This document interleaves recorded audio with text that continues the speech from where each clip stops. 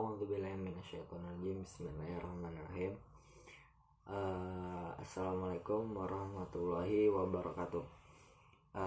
Baik, di sini teman-teman sekalian, saya akan menjelaskan materi di minggu ketiga ini.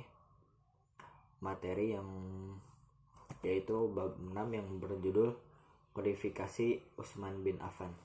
Kodifikasi pada masa Utsman bin Affan itu pengumpulan kedua yang dilakukan oleh Zaid bin Tsabit.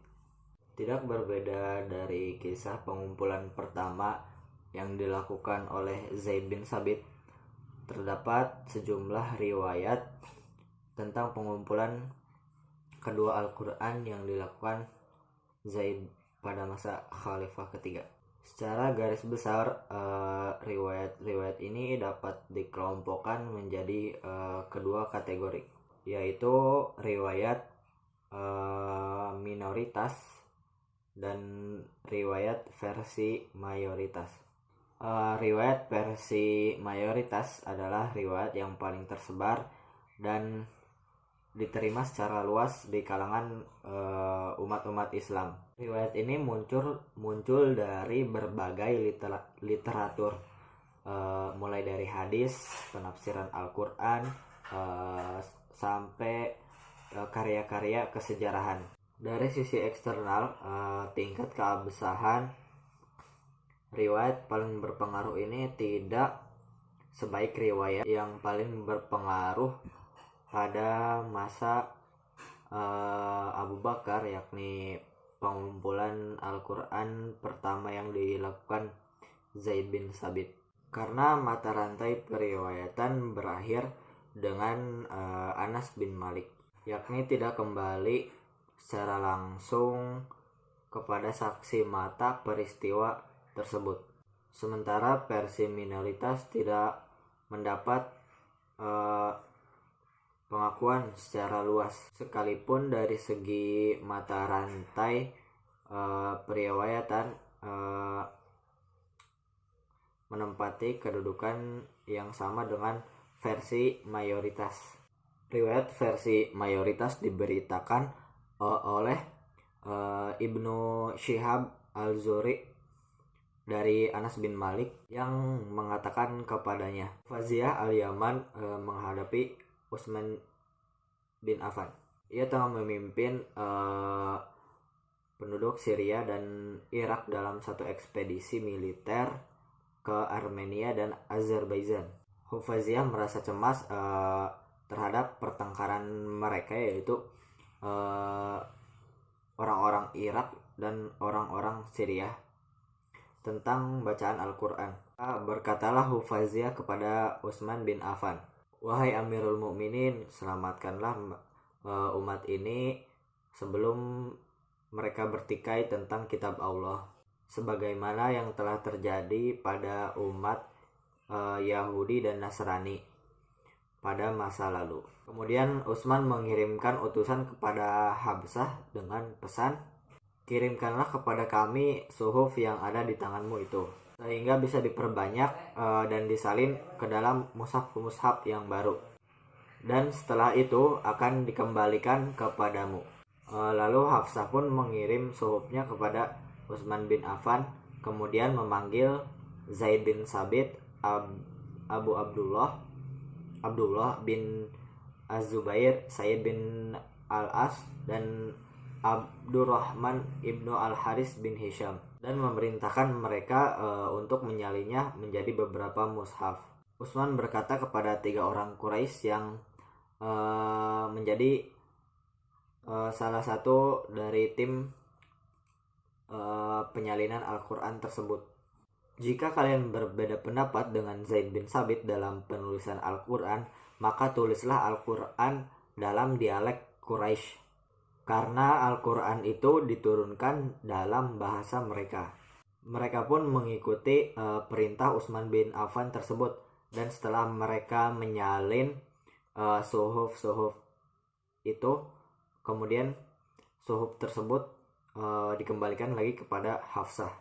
Mushaf salinan yang ada kemudian dikirimkan Utsman ke berbagai provinsi dengan perintah agar seluruh rekaman tulisan Al-Quran yang ada, baik dalam bentuk fragmen atau kodeks supaya dibakar habis. Al-Zuhri menambahkan, Kharijah bin Zaid mengatakan kepadanya bahwa ia mendengar Zaid bin Sabit berkata, terlupakan oleh saya sebuah ayat dari surat Al-Ahzab ketika kami menyalin Al-Quran, dan saya sering mendengar ayat tersebut ketika Rasulullah membacakannya. Kemudian kami mencari-carinya lalu menemukannya pada Huzaimah bin Sabit Al-Ansori, yaitu surat Al-Ahzab ayat 23. Kemudian kami memasukkannya ke dalam tempat yang tepat di dalam surat itu, sebagaimana diberitakan dalam riwayat versi mayoritas di atas. Pengumpulan Al-Quran pada masa Utsman bin Affan dilakukan oleh suatu komisi yang terdiri dari 4 orang. Yang pertama dan merupakan ketua komisi dari pengumpulan Al-Quran tersebut adalah Zaid bin Sabit, seorang Ansor yang waktu mudanya aktif sebagai sekretaris Nabi Muhammad SAW dan mencatat wahyu-wahyunya yang disampaikan dari Allah melalui malaikat Jibril kepada Nabi Muhammad. Di samping itu, seperti yang telah diberitakan, Zaid bin Sabit juga pernah melakukan pengkodifikasian Al-Quran atau penulisan Al-Quran pada masa khalifah pertama, yaitu Abu Bakar As-Siddiq.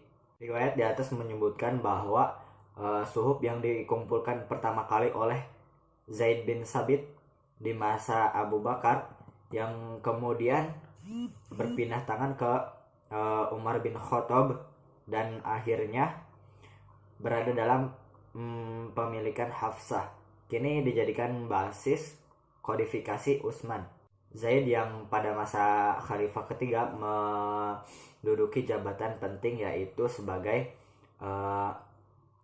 pendukung setia Utsman bin Affan. Bahkan setelah terbunuhnya Utsman bin Affan, yaitu khalifah ketiga, Zaid bin Sabit pun memihak kepada Umayyah dan menolak sumpah setia terhadap Ali bin Abi Thalib. Pun meninggal dunia pada tahun ke-45 Hijriyah.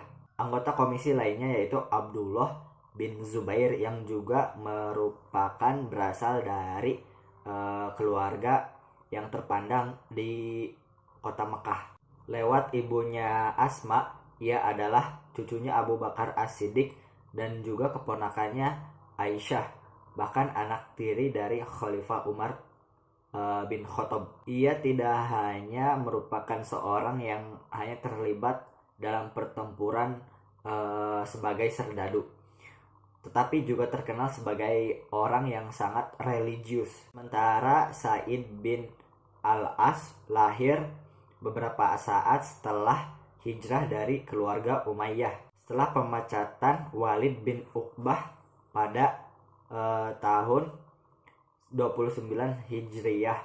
Dikabarkan ia menggantikan posisinya sebagai gubernur Kufah hingga menjelang akhir tahun 34 Hijriyah. Anggota komisi yang terakhir yaitu adalah Abdurrahman bin Harith, berasal dari keluarga Mahzum yang terkemuka di Mekah. Ia tampaknya tidak memiliki prestasi atau kedudukan politik yang perlu dicatat. Kecakapan Zaid untuk memimpin tugas yang diperintahkan oleh Utsman bin Affan memang selaras dengan kesibukan terdahulunya. Ia terlihat sebagai orang yang cocok berada di posisinya dan merupakan satu-satunya pribadi yang keberadaannya dalam komisi Utsman disepakati seluruh riwayat. Hanya sejumlah kecil muslim yang menyatakan keheranannya kenapa Ibnu Mas'ud tidak menempati posisi Zaid bin Sabit.